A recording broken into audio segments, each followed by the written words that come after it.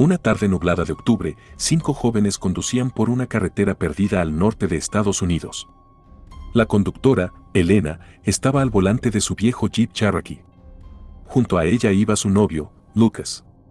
Atrás, las amigas de Elena, Vero y Camila, reían escuchando música, mientras Tomás, su primo, dormía con una gorra tapándole los ojos. El plan era un fin de semana de senderismo lejos del ruido de la ciudad. Sin embargo, todo cambió cuando un estallido brutal sacudió el vehículo. La llanta trasera explotó y el jeep derrapó antes de detenerse en un rincón de la ruta sin señal. Lo más cercano, recordaron, era una gasolinera vieja que habían visto media hora antes, en medio del bosque. No aparecía en Google Maps ni en el GPS del auto. La ruta por la que iban tampoco tenía nombre visible. Lucas y Tomás bajaron para revisar la llanta. Algo no cuadraba. No estaba desgastada. Tenía un tajo limpio, como de cuchillo, en la goma.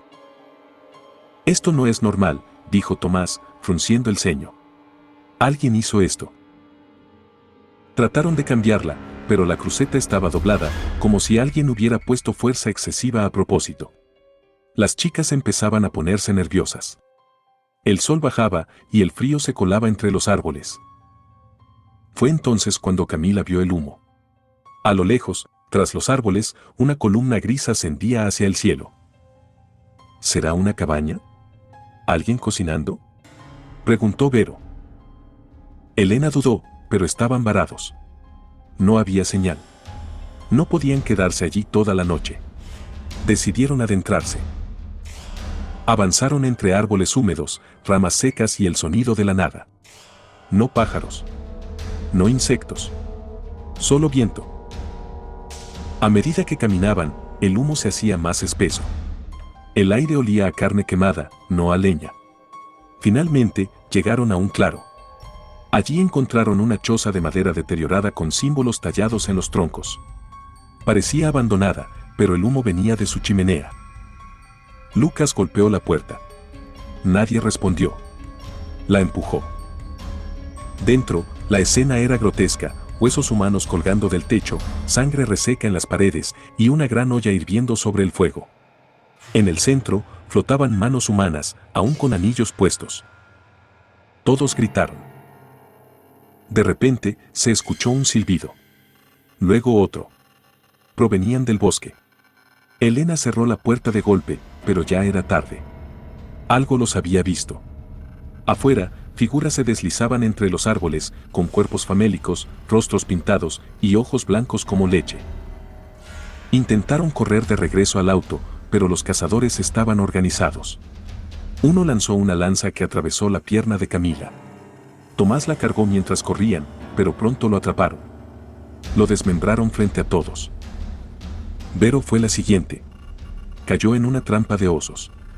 Se la llevaron arrastrando, gritando hasta que su voz se apagó. Elena y Lucas lograron llegar al auto, pero estaba cubierto con símbolos. La gasolina había sido drenada. Todo había sido planeado. Intentaron esconderse. Buscaron la gasolinera. La hallaron. Solo que ya no estaba como la recordaban.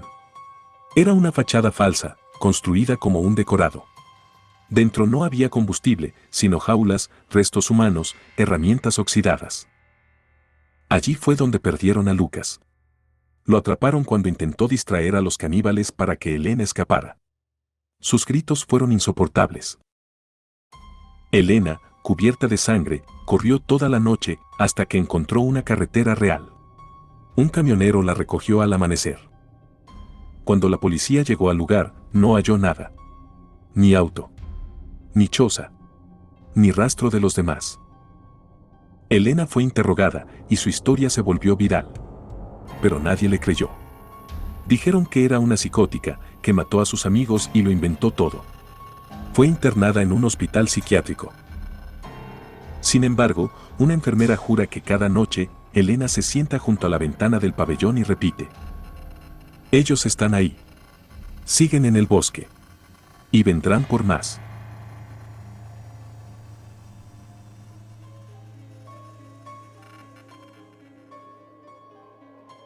La granja de los Arrow no era un lugar para débiles. rodeada por pastizales que se extendían como un mar verde hasta donde alcanzaba la vista, se encontraba alejada de la civilización por más de 40 kilómetros. En ella vivían el viejo Bob Harrow y sus dos hijos adolescentes, Liam, de 17 años, y Caleb, de 15. Desde que su madre había fallecido hacía 3 inviernos, la vida allí se había vuelto silenciosa, casi ritual. Pero esa temporada, algo era distinto. Los pastizales estaban más altos que nunca, como si la tierra hubiera absorbido algo extraño y fértil durante el invierno. Los tallos llegaban al pecho de Caleb, e incluso el ganado parecía confundido al moverse entre ellos. Sin embargo, no fue el crecimiento anormal lo que comenzó a preocupar al viejo Bob, sino la desaparición de los animales. Al principio fue una gallina, luego 2 ovejas, después un ternero entero, sin sangre, sin rastros, como si se los hubiera tragado la tierra. Bob, hombre de pocas palabras y mucha sospecha, no tardó en señalar con su dedo calloso hacia el este, donde la familia Greeley tenía su propiedad. Son esos bastardos. Siempre nos han envidiado nuestras tierras. Apuesto lo que sea que están viniendo de noche. Liam no estaba tan seguro. ¿Y cómo explicas que no haya huellas? Ni una cerca rota, ni siquiera pelo, murmuró, pero no discutió más. Bob no era hombre con el que se debatiera fácilmente. Una noche de sábado, los Arrow fueron invitados a un asado por los Moeller, una familia amiga a unos 20 minutos de camino en camioneta. Volvieron tarde, cerca de las 10. Bob, como era costumbre, no permitió que un día se perdiera, ni siquiera uno con excusa festiva. Vamos a trabajar ahora. No me importa si es de noche, gruñó, encendiendo su linterna y echando un trago de su petaca. Liam tomó el tractor para pasar entre los surcos, mientras Bob y Caleb caminaron entre los pastizales con linternas en mano. El silencio era denso, roto solo por el ruido del motor distante. Las hojas se mecían lentamente, demasiado lentamente, como si algo respirara bajo ellas. Entonces, se escuchó un chillido. No como el de un animal. Era metálico, desgarrador, un alarido que parecía vibrar dentro de los huesos. Caleb se cubrió los oídos y gritó, «Papá, ¿qué es eso?» Bob alzó la linterna al cielo justo a tiempo para ver algo pasar volando sobre ellos. Tenía alas. Enormes. De un negro brillante como carbón mojado. No era un ave. No era humano. Su sombra cubrió momentáneamente los campos, y cuando chilló de nuevo, ambos corrieron. Liam apagó el tractor y saltó al suelo, asustado. Los 3 corrieron hacia la casa. Nadie dijo nada hasta que estuvieron encerrados en la cocina, sudando, temblando. Bob sirvió 3 vasos de whisky sin decir palabra. Nadie durmió esa noche. Y aunque la criatura no volvió, por ahora, algo se había despertado en los campos. Los días siguientes transcurrieron en un silencio tenso. La rutina en la granja no se detuvo, los animales no se alimentaban solos, pero algo flotaba en el ambiente, más denso que la bruma de la mañana. Caleb ya no se alejaba de la casa sin su escopeta de aire comprimido, aunque sabía que de poco serviría. Liam mantenía los auriculares puestos incluso cuando conducía el tractor, como si la música pudiera protegerlo del recuerdo de aquel chillido. El viejo Bob, sin embargo, se volvió más irritable. Ya no solo sospechaba de los Greeley, ahora hablaba de ellos con odio. Ellos trajeron eso. Alguna porquería de brujería o quién sabe qué. Son raros desde siempre. Una mañana, cuando Caleb salió temprano para revisar los gallineros, lo encontraron parado frente a la parte más lejana del campo, inmóvil, con el rostro blanco como el yeso. Bob y Liam corrieron hacia él. En el suelo, donde el pasto había sido aplastado en forma de espiral, se dibujaba una figura enorme. No eran marcas de neumáticos ni de pisadas, sino una forma simétrica, curva, como un símbolo antiguo. En el centro del círculo, el pasto había desaparecido por completo, la tierra estaba quemada, negra y dura como vidrio. «Esto no lo hicieron los Greeley», murmuró Liam. Bob escupió al suelo.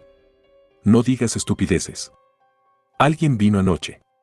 Y no fue volando». Pero en el cielo no había rastros. Ni nubes, ni pájaros, ni señales de que algo hubiera estado ahí, salvo una cosa. A lo lejos, en el espantapájaros que se alzaba junto al maizal, una de sus manos había sido arrancada. No por el viento, ni por el tiempo, La tela estaba desgarrada y los restos colgaban con un hilo de lo que parecía plumas. Esa noche, Bob sacó la escopeta del armario. No dijo a dónde iba, pero se internó solo en los campos, con una linterna y una botella. Si no vuelvo en una hora, no me busquen, ordenó antes de salir. Caleb se quedó mirando la puerta. ¿Y si lo ataca eso otra vez? Liam no respondió. Lo que había visto esa noche en el cielo no era un animal. Ni siquiera algo que pudiera matar con una bala. Era otra cosa. Algo antiguo, quizás. Algo que no pertenecía a la tierra. A la hora exacta, Bob regresó. No habló. Se sentó en la mesa, dejó caer una bolsa de arpillera en el suelo, y de ella rodó la cabeza decapitada de una de sus ovejas, con los ojos abiertos de par en par y la boca llena de paja. Pero lo peor fue lo que estaba atado a su cuello con un alambre, un pequeño saco de tela con forma humana, relleno con pelo de animal y cubierto de símbolos extraños escritos con lo que parecía sangre seca. Bob miró a sus hijos con una mezcla de miedo y rabia. No es humano, dijo finalmente. No lo es. Y con eso, comenzó el verdadero terror. La mañana siguiente amaneció con un aire pesado, como si la tierra misma respirara con dificultad. El viejo Bob no había pegado un ojo en toda la noche. Se quedó sentado frente a la chimenea, escopeta en mano, mirando el fuego sin parpadear. Liam y Caleb lo vigilaban desde la cocina, sin atreverse a interrumpir su mutismo.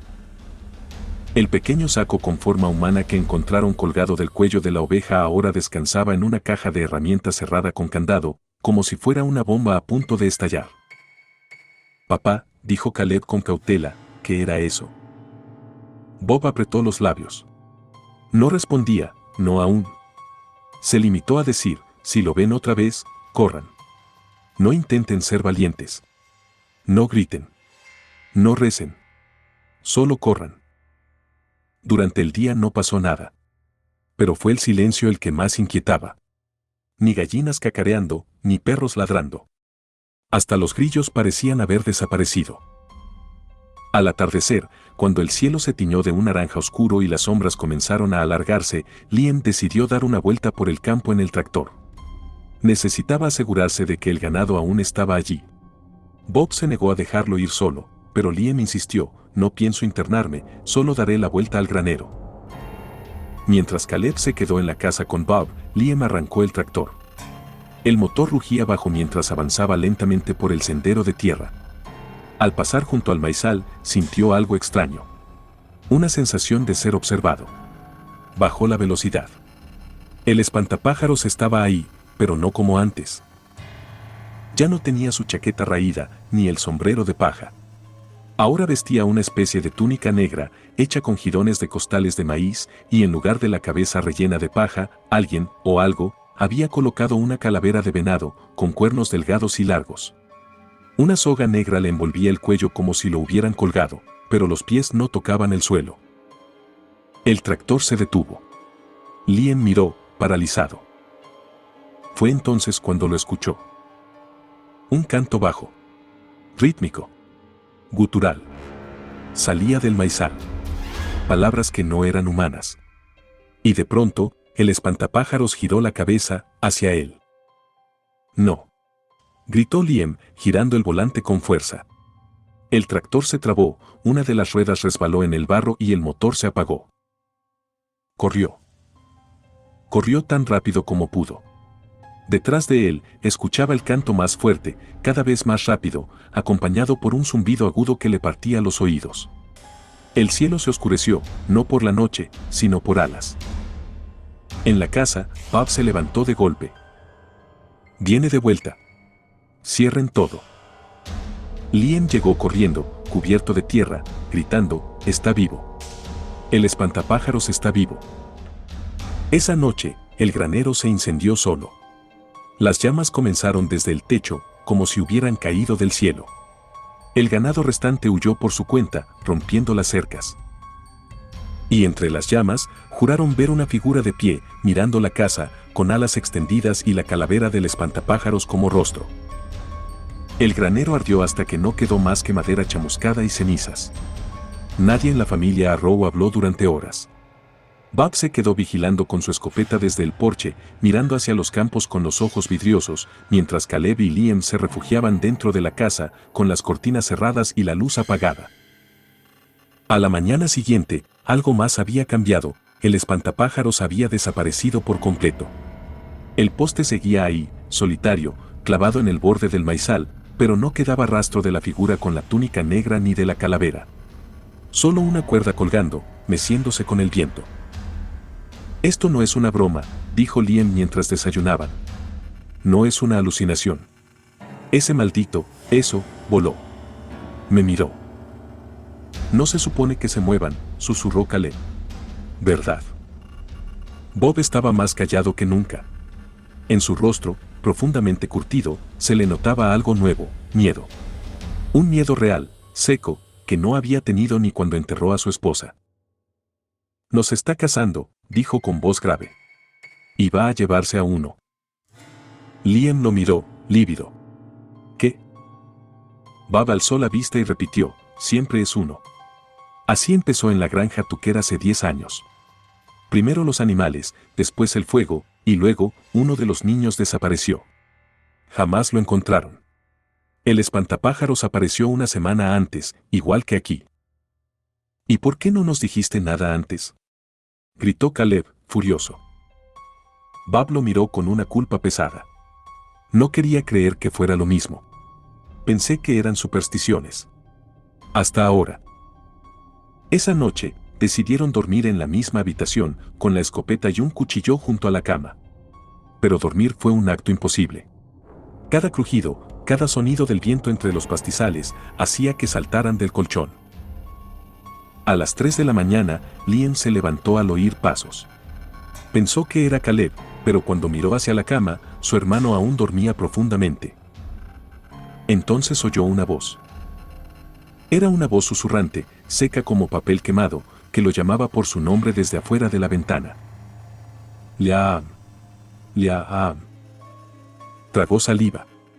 Se acercó a la ventana con los dedos temblorosos y apartó apenas la cortina. Allí, entre los pastizales iluminados por la luna, vio ojos. Ojos altos. No de un hombre. Ni siquiera de un animal. Ojos amarillos, sin párpados, brillando como carbones ardiendo. Se movían entre las hierbas sin doblarlas. No caminaban. Flotaban. Y detrás de los ojos, pudo distinguir una sonrisa. Ancha. De costura rota. Con trozos de paja saliendo por los extremos. «Papá», gritó Liam, tropezando hacia atrás. Bob y Caleb se levantaron de inmediato, y Bob disparó por instinto hacia la ventana. El estallido sacudió los vidrios. Corrieron afuera con linternas y la escopeta aún humeante, pero ya no había nada. Solo el pasto agitado y una brisa helada que parecía reírse de ellos. En el poste del espantapájaros, colgando con un clavo oxidado, encontraron un nuevo saco de tela, con la letra C cosida torpemente en hilo rojo. Caleb lo entendió de inmediato. «Me va a llevar a mí». Caleb no volvió a hablar después de encontrar el saco con la letra C. Se encerró en su habitación y pasó la mayor parte del día mirando por la ventana, con el cuchillo de cocina en la mano y las pupilas dilatadas por el insomnio. Liam intentaba consolarlo, pero ni él podía ocultar el terror que le calaba hasta los huesos. El viejo Bob, por su parte, parecía enloquecer lentamente. Había comenzado a clavar cruces hechas con ramas alrededor de la casa, murmurando oraciones mezcladas con maldiciones, como si pudiera asustar al demonio con palabras que ni él recordaba de dónde venían. Esa tarde, mientras el sol se ocultaba tras una neblina antinatural que no figuraba en el parte meteorológico, Caleb desapareció por unos minutos.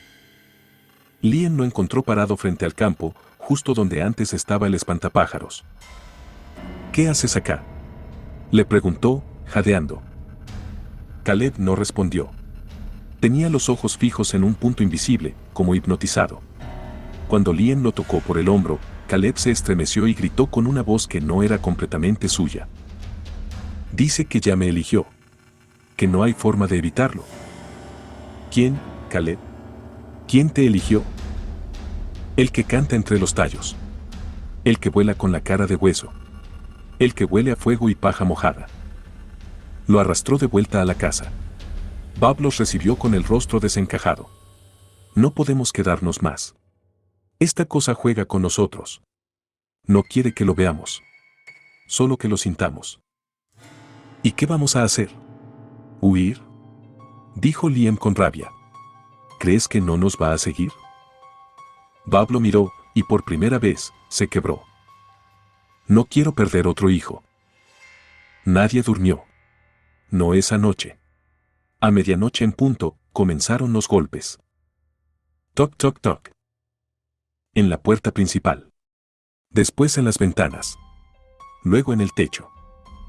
Toc, toc, toc. Los jarros se apiñaron en la sala con las luces apagadas. Bob con la escopeta, Liam abrazando a Caleb, que temblaba y murmuraba, «Ya está aquí. Ya está aquí». Entonces, la puerta principal simplemente se abrió. Nadie la tocó. Nadie giró el picaporte. Solo se abrió lentamente, dejando entrar una ráfaga de viento caliente con olor a quemado. Una figura alta se dibujó contra el umbral. Media más de 2 metros. Tenía alas negras extendidas que rozaban las paredes, y su cabeza era la misma calavera del espantapájaros, solo que ahora tenía carne pegada a los bordes. Carne viva, palpitante, cocida con alambre oxidado. En su pecho, colgaban pequeños sacos de tela como collares. Uno de ellos tenía una letra C en grande. Caleb comenzó a llorar. La criatura extendió una mano negra, larga como un azadón, y señaló hacia él. Su boca se abrió en una grieta antinatural, y el chillido que salió fue como metal rasgado mezclado con cientos de voces humanas. Bob disparó. La bala atravesó la criatura, como si fuera humo. La escopeta cayó de sus manos. Bob gritó. Liam intentó cubrir a su hermano, pero la sombra se abalanzó sobre ellos como un viento furioso. Hubo un destello. Después, silencio. Cuando Liam abrió los ojos, estaba solo con su padre. Caleb se había ido. La puerta estaba cerrada como si nunca se hubiese abierto. El amanecer trajo una calma siniestra. La casa estaba intacta. Los muebles en su lugar. Las puertas cerradas. Pero Caleb había desaparecido sin dejar rastro, como si nunca hubiera existido. Liam gritó su nombre hasta desgarrarse la garganta. Recorrió la casa, la tierra, el campo entero. Buscó huellas, señales, algo. Nada. Solo el saco con la letra C, tirado en el umbral, y un puñado de paja húmeda junto a una pluma negra, más grande que cualquier ala de cuervo. Bob no lloró. No dijo una palabra. Salió de la casa, escopeta al hombro, y se internó en los campos sin mirar atrás. ¿A dónde vas?, gritó Liam. Bob solo levantó una mano sin girarse. Voy a buscarlo, aunque no lo traiga de vuelta. Liam quiso seguirlo, pero una sensación profunda, animal, le dijo que no lo hiciera. Esa noche, durmió solo. No encendió luces. No abrió ventanas. Pero tampoco cerró los ojos. A la mañana siguiente, Bob no volvió. Tampoco la siguiente. Hasta que, en la tercera noche, Liam despertó por el canto. Ese canto. Bajo, áspero. Mezcla de zumbido y oración. Venía del maizal. Contra todo instinto, salió. Llevaba una linterna, pero la apagó al acercarse. La luna iluminaba lo justo. Caminó entre los tallos, cada paso sintiendo que se internaba en la boca de un animal dormido. Y entonces los vio. Los sacos. Colgados de las plantas. Docenas. Algunos grandes como un brazo. Otros pequeños como dedos. Todos con letras cosidas. Algunos con sangre seca. Y en el centro del maizal, una figura. Bob. O lo que quedaba de él. Clavado en una cruz de madera. El rostro demacrado. Los ojos abiertos. La boca llena de paja. Una calavera de espantapájaros sobre su cabeza como corona macabra. Y frente a él, Caleb. O lo que una vez fue Caleb. Tenía la túnica negra. Alas cosidas con ramas y tela. Su rostro era el mismo, pero con la mirada vacía. Sonreía. Una sonrisa imposible. y en su mano sostenía una nueva bolsa de tela, recién cosida, con una L. «Hola, hermano», dijo con una voz hueca, que parecía salir del cielo y del suelo al mismo tiempo. «El ciclo continúa». Liam retrocedió, pero los tallos se cerraron detrás de él. Y entonces supo, nadie deja el maizal. El canto se elevó, resonando como tambores de guerra antiguos. Y en lo alto, volando en círculos, la criatura original lo observaba. El demonio del espantapájaros ahora tenía un nuevo sirviente. No se escuchó más de la familia Arrow después de aquella noche. Los vecinos, que ya apenas se acercaban a la propiedad por miedo o por superstición, reportaron ver columnas de humo saliendo del maizal una madrugada. Un olor dulzón y podrido se extendió por la zona, tan fuerte que los perros aullaban sin razón aparente. Días después, un sheriff del condado y 2 voluntarios llegaron a la granja. La casa estaba vacía, cubierta de polvo y telarañas, como si hubiera sido abandonada años atrás. En el refrigerador aún estaban los restos del último almuerzo, mohosas. En la sala, una escopeta sin balas, y en el suelo, una sola bolsa de tela, con la letra L. El maizal, en cambio, seguía intacto. Más alto, más espeso. Vivo. Casi palpitante. Uno de los voluntarios, un joven inexperto llamado Doyle, decidió adentrarse unos metros entre las plantas a pesar de las advertencias. No volvió. Lo único que encontraron fue su linterna, cubierta de paja. Tras ese incidente, las autoridades decidieron declarar la propiedad como terreno clausurado. Nadie más entró. O eso se creía. Hasta que un año después, ya casi en la misma temporada de cosecha, una nueva familia se mudó a una granja no muy lejos. Una pareja joven, con una hija pequeña. La niña, jugando cerca del campo, encontró algo clavado en un poste viejo. Era un espantapájaros. Pero no uno cualquiera. Vestía una túnica negra. Tenía una calavera por cabeza, costuras por boca y cuernos delgados que parecían de venado. En su pecho colgaban 4 pequeñas bolsas de tela, B, C, L, y una cuarta, aún vacía. La niña la tocó, y al hacerlo, el espantapájaros pareció estremecerse. Esa noche, el viento cambió. Y el canto volvió a escucharse entre los tallos. La familia Prescott llegó a la casa justo antes del atardecer. Era una vivienda antigua de 2 pisos, con una fachada blanca deslucida por los años y un porche de madera que crujía con cada paso. Estaba ubicada en las afueras de un pequeño pueblo en Indiana, rodeada por árboles altos y campos abiertos. Para muchos, parecía una oportunidad perfecta para comenzar de nuevo. Pero para Clyde y David Prescott, no era una casa, era una fuga. Desde la muerte de su hijo mayor, Matthew, en un accidente automovilístico, todo lo que conocían se había vuelto insoportable. Las calles, los vecinos, incluso los muebles del viejo hogar traían consigo el eco de una risa que ya no volvería. Clyde estaba al borde de la depresión y David luchaba por mantener unida a su familia, especialmente por los otros 4 niños, Lucy, de 13, Noah, de 11, y los gemelos de 7, Emily y James. Apenas bajaron las cajas del camión, los niños corrieron a explorar la casa. Lucy se quedó mirando una ventana del segundo piso durante un largo rato. Creyó ver una figura en ella, como un reflejo o una sombra.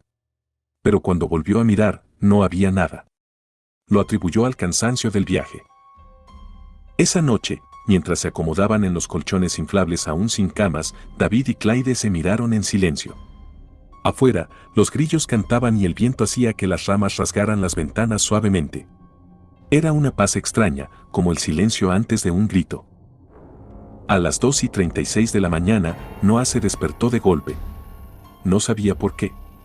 Se sentó en la cama, y lo primero que notó fue el frío. No el tipo de frío natural, sino uno que se sentía dentro del cuerpo, como si algo lo mirara desde un rincón oscuro de su habitación. Se tapó hasta la cabeza y cerró los ojos. Desde el fondo del pasillo, una puerta se abrió con lentitud, soltando un largo chirrido. Pero todos dormían. ¿O no? A la mañana siguiente, Noah no quiso contar lo que había escuchado. Le daba miedo que sus padres pensaran que estaba inventando cosas, o peor, que empezaran a pelear otra vez. En cambio, se quedó callado y se dedicó a armar su estantería con David, quien hacía un esfuerzo por mostrarse entusiasta. Claire, por su parte, pasaba horas en la cocina sin hacer nada más que mirar por la ventana hacia el bosque. El duelo aún la tenía atrapada. Los días pasaron lentamente. Cada miembro de la familia intentaba adaptarse al nuevo entorno, pero la casa parecía rechazar su presencia. Lucy comenzó a notar que sus cosas no estaban donde las dejaba. Un cuaderno aparecía en el suelo aunque recordaba haberlo guardado. Un cepillo que desaparecía y volvía a aparecer 2 días después, mojado. Tal vez son los gemelos, decía David, pero ni siquiera él lo creía del todo. Una noche, mientras los niños dormían y la pareja miraba televisión en la sala, un fuerte golpe retumbó en la pared detrás del sofá. No fue un crujido de madera vieja. Fue un puñetazo. David se levantó de inmediato, agarró una linterna y fue a revisar el otro lado de la pared, el pasillo. No había nadie. Las puertas de los niños estaban cerradas y no se oía nada. Esa noche, Clyde soñó con Matthew. Estaba de pie en el umbral de la casa, con la misma ropa que llevaba el día que murió. No hablaba. Solo la miraba, con los ojos llenos de lágrimas y una expresión de desesperación. Cuando ella intentó acercarse, el suelo se abrió y él desapareció entre sombras negras como tinta. Clyde despertó gritando, con los ojos empapados. David la abrazó, pero al girarse, vieron que todos los cuadros del pasillo estaban en el suelo. Ninguno roto. Todos perfectamente alineados, cara abajo. Tal vez fue el viento, murmuró David, sin convencerse. Pero no había viento esa noche. Emily y James siempre habían sido niños inquietos, pero desde que llegaron a la casa nueva, se mostraban extrañamente tranquilos. No por calma, sino por distracción. Se pasaban horas en su habitación hablando entre ellos, o al menos eso creían sus padres. ¿Con quién hablan?, preguntó Clyde un día, asomándose por la puerta. Con Matthew, respondió Emily sin levantar la vista. Clyde palideció. No digan eso, no es un juego, dijo, conteniendo las lágrimas. Él dice que la casa está triste, como tú, añadió James con total inocencia. Clyde se quedó helada, sintiendo que algo la observaba desde la esquina de la habitación, donde la lámpara parecía parpadear levemente, aunque estaba apagada. Esa noche, los gemelos se despertaron al mismo tiempo, sentados en sus camas, con los ojos abiertos. Las paredes murmuraban. Palabras que no comprendían, pero que resonaban como rezos lejanos. Cuando intentaron llamar a sus padres, la puerta del cuarto se cerró con un estruendo que hizo temblar toda la casa. Ambos gritaron. Clyde y David corrieron a la habitación, pero no lograban abrir la puerta.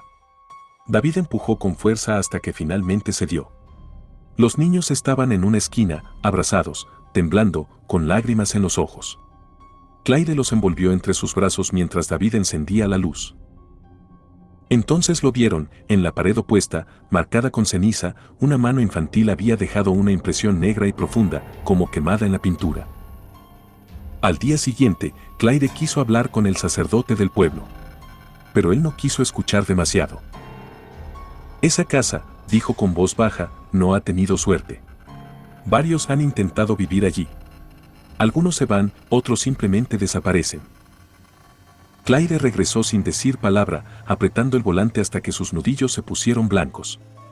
Mientras tanto, en la casa, Noah volvió a escuchar pasos afuera de su cuarto.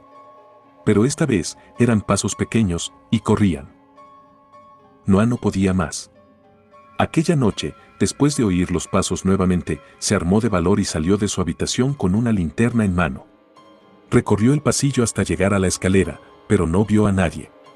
Lo que sí notó fue el frío, ese mismo frío profundo que había sentido la primera noche. Bajó las escaleras lentamente. El piso crujía con cada paso, como si la casa respirara debajo de sus pies. Al llegar al sótano, la linterna comenzó a parpadear. No, ahora no, murmuró, golpeándola ligeramente. La luz volvió por un segundo y lo que alcanzó a ver lo dejó paralizado, una figura encorvada, infantil, en la esquina más alejada del sótano. Parecía estar deshaciendo algo en la tierra. Cuando Noah parpadeó, la linterna se apagó por completo. Y no volvió a encender. Corrió escaleras arriba sin mirar atrás, con el corazón golpeando en sus oídos como tambores de guerra. Al día siguiente, David bajó al sótano con una pala. Aunque no creía en fantasmas, ya había escuchado suficientes cosas como para estar incómodo. Empezó a cavar donde Noah había señalado. No tardó mucho en encontrar algo, una muñeca antigua, de porcelana agrietada, envuelta en una tela negra manchada con algo que parecía sangre seca. Tenía los ojos cerrados, pero cuando David la tocó, uno de los ojos se abrió lentamente. La arrojó de inmediato, y la tela se deshizo sola al caer. El olor a podrido llenó el sótano. David subió de inmediato y selló la puerta con llave. Esa noche, Clyde escuchó a alguien tarareando en el pasillo. Era una melodía que le resultaba familiar. Muy familiar. Se levantó y abrió la puerta, no había nadie. Pero cuando miró hacia el extremo del pasillo, donde estaba el cuarto de Matthew, la puerta, que siempre mantenían cerrada, estaba entreabierta. Clyde caminó hacia ella lentamente, conteniendo la respiración. Cuando la empujó, encontró la habitación vacía, salvo por la cuna que habían retirado hacía años. Ahora estaba allí de nuevo, como si nunca se hubiese ido. En ella, una figura tapada con una sábana se mecía lentamente. Clyde no gritó. No pudo. Solo murmuró. «Matthew, ¿eres tú?» La sábana cayó sola. No había nada debajo. Clyde no durmió esa noche. Se quedó sentada en la cama, con las luces encendidas, sin poder quitarse de la mente la imagen de la cuna. Al amanecer, revisó la habitación de Matthew, y la cuna ya no estaba. Solo polvo y el eco del pasado. Mientras tanto, los gemelos comenzaron a comportarse de manera extraña. Se negaban a comer, dibujaban figuras en las paredes con crayones negros, y hablaban en voz baja con alguien que no estaba allí. Una noche, David escuchó a James decir, «No quiere que nos vayamos. Dice que esta casa también fue su tumba». Clyde y David se sentaron con los niños esa misma tarde. «¿Quién les dijo eso?», preguntó David con firmeza. Emily bajó la cabeza. «El niño del armario. El que llora cuando estamos felices». Noah los observaba desde la escalera. No decía nada, pero en su mano apretaba un papel, una hoja arrancada de uno de sus libros, en la que había escrito el nombre de su hermano muerto, Matthew. La noche anterior, lo había encontrado escrito en la ventana del baño, con el vaho del vapor. 3 veces. Aunque nadie lo había usado. Lucy también tenía sus propios problemas. Cada vez que se miraba en el espejo de su habitación, sentía que el reflejo tardaba medio segundo más en imitar sus movimientos. Una vez, juró que su reflejo parpadeó cuando ella no lo hizo. Fue ella quien descubrió algo inquietante en la biblioteca de la casa, un compartimento oculto detrás de una estantería. Allí encontró un diario empolvado, con páginas cubiertas por una caligrafía temblorosa y manchas oscuras. El diario era de una mujer llamada Eleanor Pack, antigua dueña de la casa, quien hablaba sobre su hijo muerto y de cómo intentó traerlo de vuelta. Le recé a lo que habita bajo la tierra. Le ofrecí mi sangre. Le ofrecí la vida de los animales, y no fue suficiente. Me prometió que él volvería, y volvió. Pero no como era antes. Ahora me odia. Odia la vida. Odia todo lo que respira. Lucy cerró el diario de golpe. En ese instante, todos los relojes de la casa se detuvieron exactamente a las 3:03 de la mañana. Esa noche, las paredes comenzaron a sangrar. La sangre que goteaba de las paredes no tenía explicación. No venía de cañerías ni de grietas. Simplemente empezó a fluir. Clyde gritó. David intentó limpiarla, pero la sustancia volvió una y otra vez. Noah vomitó del asco. Emily se rió. Él está contento, dijo con una voz que no parecía suya. Dice que por fin los va a tener a todos. David, desesperado, tomó a la familia y los obligó a salir de la casa. Subieron al auto y trataron de arrancar, pero el motor no respondió. Ni una chispa. El teléfono tampoco tenía señal. Estaban atrapados. Esa noche fue diferente. Las puertas se cerraron solas. Las ventanas se sellaron. Las luces parpadearon una última vez antes de apagarse por completo. Solo quedaron las velas que no había encendido por costumbre desde las primeras noches. La casa no quiere que nos vayamos, dijo Clyde, abrazando a sus hijos. Pero no nos vamos a quedar. Fue entonces cuando escucharon los pasos, desde el techo, bajando las escaleras, caminando por las paredes. No eran de una sola entidad. Eran múltiples. Voces llorosas, risas distorsionadas, murmullos de niños mezclados con rugidos lejanos. Lucy, con el diario en mano, gritó. Hay un ritual para sellarlo. La mujer lo escribió. Pero requiere algo vivo, algo que la casa quiera. Clyde no dudó. Corrió al cuarto donde aún estaban los restos de la muñeca y gritó con todas sus fuerzas. Tómenme a mí. Déjenlos ir. Las paredes vibraron. Las luces estallaron. Y entonces, una voz infantil retumbó en toda la casa.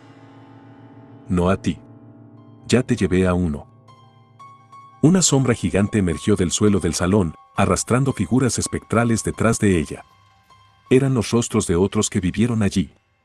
Algunos aún tenían bocas abiertas en un grito eterno. La familia se acorraló en el comedor, temblando. David, en el último segundo, arrancó una página del diario de Eleanor y la quemó en el fuego de la cocina mientras repetía las palabras escritas en ella. Devolvemos lo que nunca debió ser traído. Cerramos lo que nunca debió abrirse. Con fuego y nombre, cerramos la herida. La casa entera tembló como si se desmoronara. Un chillido inhumano llenó el aire. Los vidrios estallaron. La sombra gritó, y luego fue succionada de vuelta al suelo como una lengua de humo que se quema. Y luego, silencio. Los relojes volvieron a andar. La puerta principal se abrió sola.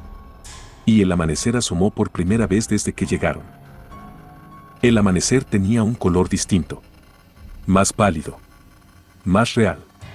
Clyde y David no dijeron una palabra mientras recogían a los niños y los subían al auto. Esta vez, el motor arrancó al primer intento.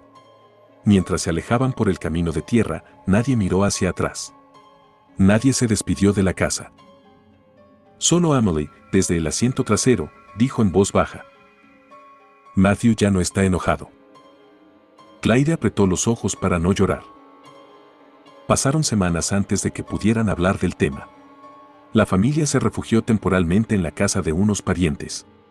Durante el día, trataban de sonreír, de jugar con los niños, de actuar como si todo estuviera bien. Pero por las noches, las pesadillas volvían. No sobre lo que vivieron, sino sobre lo que casi no logran dejar atrás. David vendió la casa a través de una agencia, sin decir nada. Lo que ocurrió allí no quedó registrado en ningún papel. Solo ellos sabían. Solo ellos lo recordarían. Clyde, en una sesión de terapia, finalmente lo dijo. Perder a un hijo nos rompió, pero aferrarnos a su ausencia casi nos destruye por completo. Noah volvió a dibujar. Lucy escribió un ensayo sobre lugares que parecen vivos. Los gemelos dejaron de hablar con Matthew. Y aunque cada tanto alguno de ellos se despertaba sobresaltado, algo había cambiado, estaban juntos. Un año después, la familia se mudó otra vez. Esta vez, lo hicieron con cuidado. Buscaron un vecindario con historia limpia. Hablaron con los vecinos. Inspeccionaron cada rincón. Y antes de firmar, Clyde se acercó a la puerta, cerró los ojos y murmuró. Si hay algo aquí, no lo queremos. Ya aprendimos. La casa estaba en silencio. Y así permaneció.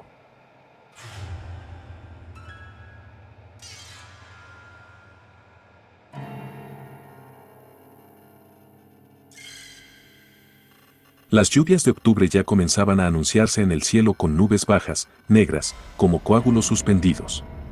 Para Damián, un chico de 17 años con más horas de videojuegos jugados que amigos reales, eso no era un problema. Al contrario. Era la excusa perfecta para encerrarse en su cuarto, bajar las persianas y perderse por horas entre pantallas. El invierno era su aliado, la tormenta su telón de fondo. Aquella tarde, después de que la escuela cerrara temprano por una amenaza de corte eléctrico, Damián decidió matar el tiempo visitando la tienda de videojuegos más vieja y más rara del centro, Digital Ruins. Un local que parecía detenido en el tiempo, con carteles descoloridos de consolas muertas y vitrinas polvorientas que mostraban joyas olvidadas de otras décadas. Dentro no había música, ni clientes, solo el olor a cartón húmedo y plástico antiguo. Detrás del mostrador, el dueño, un hombre encorvado con gafas demasiado gruesas para sus ojos temblorosos, hojeaba un libro sin título. No levantó la mirada cuando Damián entró. Damián caminaba entre los estantes sin mucha expectativa hasta que, en una caja de ofertas olvidada en un rincón, lo vio. Un cartucho gris oscuro, sin etiqueta comercial, con una portada desvaída que mostraba lo que parecía un portal de piedra tallada con símbolos que no reconocía. Sobre él, un título en un idioma que no se parecía a nada que hubiera visto antes. No era japonés, ni ruso, ni ninguna lengua humana. Las letras parecían vivas, en constante y sutil movimiento, como si se retorcieran cuando no las miraba directamente. Pero lo que realmente lo convenció fue el precio, 0.99. ¿Este cuánto cuesta?, preguntó al anciano, alzando el cartucho. El hombre tardó unos segundos en levantar la vista. Sus ojos parecieron atravesarlo, como si viera a través de su piel. Ese, no lo recuerdo, murmuró. Pero si está ahí, es tuyo por ese precio. A veces las cosas llegan solas. Damián pagó en silencio. Al salir, creyó oír al hombre susurrar algo como no lo juegues de noche, pero el viento y la lluvia ya golpeaban los techos, y no pudo estar seguro. Esa noche, después de cenar, Damián encendió su vieja consola retro. El cartucho, a pesar de parecer incompatible con cualquier sistema moderno, encajó perfectamente. Al encenderla, la pantalla titiló y por un segundo, la habitación se oscureció por completo, como si la energía hubiera sido absorbida. Luego apareció una pantalla de inicio. No tenía menú, solo un logo que parecía un glifo girando lentamente. El mismo portal de la portada se dibujó con luz azulada en el centro de la pantalla. Debajo, un texto que decía: Umbral. La música era apenas un zumbido bajo, casi como una vibración más que una melodía. Pulsó Start. La imagen cambió a un paisaje desolador, un mundo cubierto por torres imposibles y cielos enrojecidos. No había personaje visible, ni tutorial, ni historia. Solo podía mover la cámara en todas direcciones, como si estuviera observando un mundo sin ser parte de él. Hasta que, después de varios minutos de exploración, algo cambió. Una figura en la distancia. Oscura. Caminando hacia él. Pero la cámara no podía alejarse. La figura se acercaba. Lenta, pero inevitable. Cuando la figura estuvo lo suficientemente cerca como para distinguirla, la pantalla se apagó de golpe. El monitor murió. El zumbido continuó. Y entonces, lo oyó. Detrás de él. En su habitación. Una respiración. Ajena. Húmeda. Como si alguien, algo, estuviera allí. Muy cerca. Damián no se atrevió a moverse al principio. Permaneció inmóvil en su silla, los dedos aún sobre el control apagado, mientras el leve sonido de la respiración persistía a sus espaldas. Era un ritmo lento, grave, pero irregular, como si esa cosa inhalara a través de algo demasiado húmedo o demasiado viejo. Reunió el valor para girarse. La habitación estaba vacía. No había nadie. Pero algo había cambiado. Su escritorio tenía una marca, como un leve quemado circular, justo donde antes había reposado el control. El televisor, aunque encendido de nuevo, solo mostraba estática. El cartucho aún estaba insertado. Sin pensarlo dos veces, lo apagó todo, extrajo el cartucho y lo arrojó en su mochila. Tal vez el juego esté dañado, pensó. O sea alguna broma vieja con glitches. Pero esa noche, no pudo dormir. Cada vez que cerraba los ojos, veía el portal del juego. No como una imagen estática, sino como si estuviera frente a él, real, flotando en medio de un desierto sin cielo. Y detrás del portal, algo inmenso. Algo que no podía entender, pero que lo miraba. Cuando por fin se durmió, fue solo para soñar con la figura del juego. Pero esta vez no estaba en pantalla. Estaba en su cuarto. Sentado en el suelo. Observándolo. Esperando. Despertó con un grito ahogado y la garganta seca. El reloj marcaba las 3:33 de la mañana. Al día siguiente, decidió volver a la tienda para devolver el cartucho. Pero al llegar a Degerow Ruins, se encontró con algo inesperado: la tienda estaba cerrada. No con un simple cartel de cerrado temporalmente. No. Las ventanas estaban cubiertas con tablas y el letrero había sido arrancado. Como si el local hubiera sido abandonado de la noche a la mañana. Un hombre mayor, dueño del puesto de periódico cercano, lo vio observando. ¿Buscabas esa tienda rara?, preguntó con voz carrasposa. Cerraron ayer en la noche. Se los llevaron. Todo. Un camión negro, sin logos. Muy silencioso. Damián no entendía. ¿Cómo podía haber cerrado si apenas ayer estuvo allí? Volvió a casa con más preguntas que respuestas. Esa tarde, revisó el cartucho con más atención. Por detrás, tenía un grabado que no había notado antes. Parecía una espiral de símbolos. En el centro, había una palabra en ese mismo idioma extraño. Esa noche, frente al espejo, notó algo aún más inquietante: en su brazo izquierdo, justo debajo del codo, había una marca. Un pequeño símbolo. Idéntico al del cartucho. Como si alguien lo hubiera dibujado desde dentro de su piel. Cuando trató de frotarlo, dolió. Como si la marca no estuviera solo en la piel, sino más adentro. Esa noche, el sueño volvió. El portal ahora estaba abierto. Y del otro lado, algo comenzaba a salir. Esa noche, cuando Damián cerró los ojos, ya no soñó, viajó. No era un simple sueño lúcido, ni siquiera una alucinación.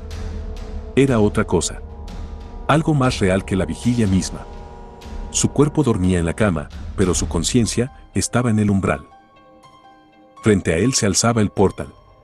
No flotaba ni descansaba sobre nada, era un arco ciclópeo de piedra negra y retorcida, tallado con glifos que se movían como insectos atrapados entre dos dimensiones. Y dentro de él, el vacío.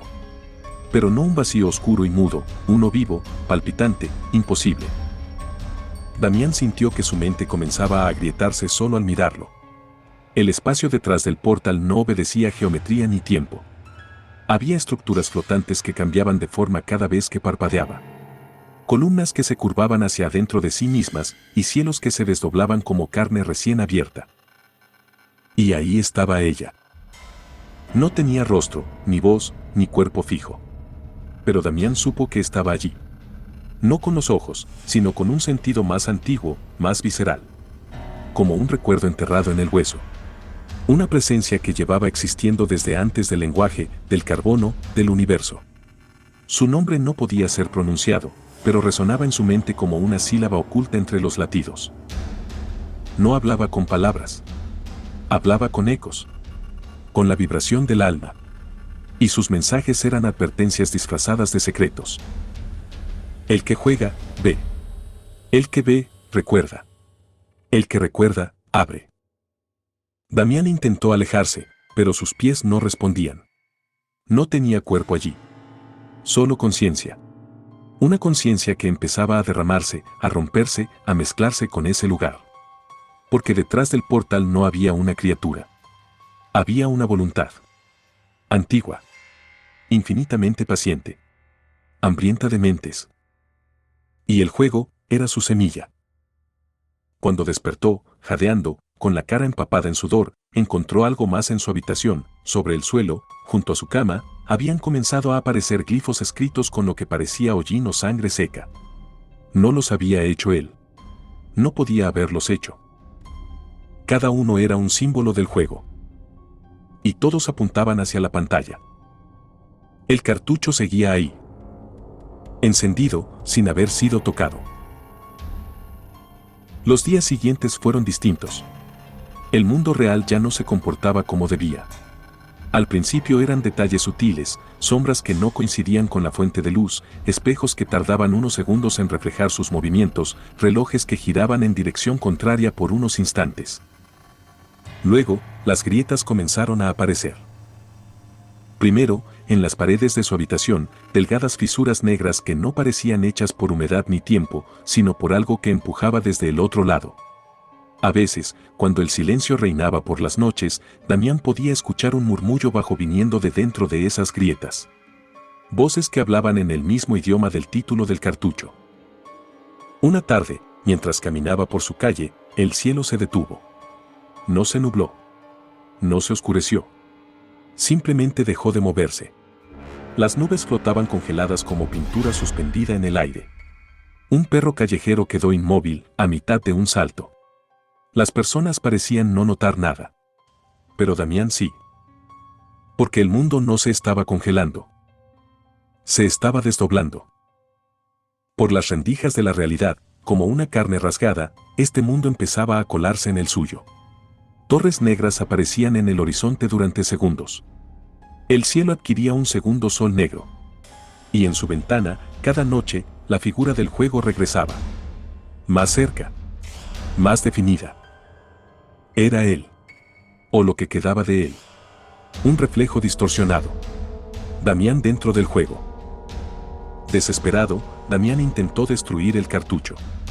Lo golpeó, quemó, sumergió. Pero cada mañana reaparecía en su consola como si nunca lo hubiera tocado. Siempre con la misma pantalla titilante. Continuar partida. Entendió entonces que el juego no era solo un software. Era un vínculo. Un umbral. Y él ya lo había abierto. El mundo real comenzó a desmoronarse. Sus padres ya no lo reconocían. Su casa cambiaba de forma cada vez que dormía. Las paredes ahora tenían ángulos imposibles. Las escaleras bajaban al mismo piso al que subían. Y, a través de los espejos, podía ver la ciudad de Torres Negras, cada vez más cerca. Solo quedaba una opción. La última noche, encendió la consola. Tomó el control. Y entró. El juego ya no era un juego. Ahora era una simulación perfecta de su mundo, consumido. Las torres habían cubierto el cielo. Las calles estaban vacías. Y el portal estaba allí. Abierto. Titilante. Damián avanzó sin cuerpo, sin voz, convertido en una conciencia que flotaba. La entidad lo esperaba al otro lado. Pero no para devorarlo. No todavía. Eres el primero que ha cruzado con los ojos abiertos, dijo la voz, dentro de él. No puedes cerrarlo. Pero puedes vigilarlo. Puedes advertir a los otros. Y así, el juego continuará. Damián comprendió su destino. No podía escapar. No podía volver. Pero sí podía retrasar lo inevitable. Y así, se convirtió en parte del código. Un fragmento de su mente quedó encerrado, fusionado con la estructura del juego. Desde entonces, el cartucho vuelve a aparecer en tiendas viejas, mercados de pulgas, sitios que pronto cerrarán. Siempre a un precio absurdo. Siempre con un título que nadie puede leer. Y siempre con la promesa de algo nuevo para pasar el rato. Pero al abrirlo, siempre hay una partida guardada. Y al cargarla, alguien susurra. Gracias por continuar.